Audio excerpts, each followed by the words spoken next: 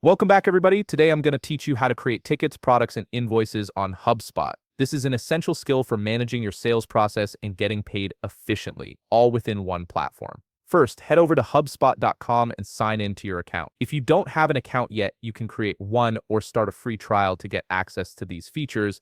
Once you're signed in, you'll land on the HubSpot dashboard, which is your central hub for managing all customer interactions and sales activities. Now look at the left side navigation panel. You'll need to hover over or click on either sales or commerce depending on how your interface is set up. This will reveal a menu of related tools. From this menu, click on Invoices to open the invoicing area where you'll be creating and managing all your billing documents.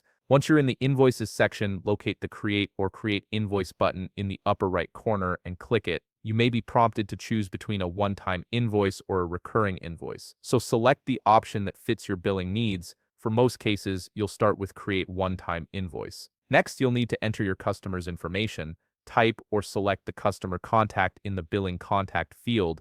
This pulls their information directly from your CRM. Then enter the billing address and any required company information to ensure the invoice is properly documented. Now it's time to add your line items. Click Add Line Item to enter the products or services you're billing for. Fill in the item name, quantity, unit price, and apply any discounts if needed.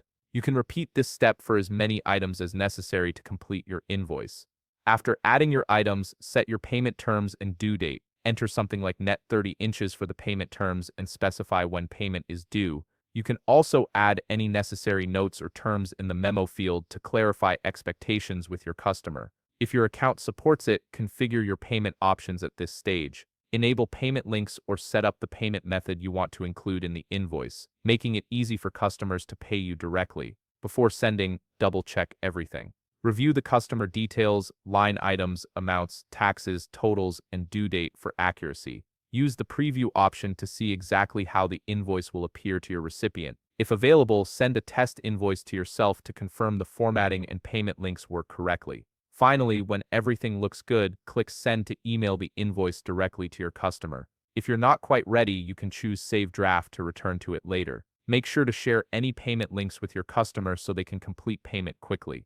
If you found this video helpful, please leave a like, subscribe, and see you in the next video.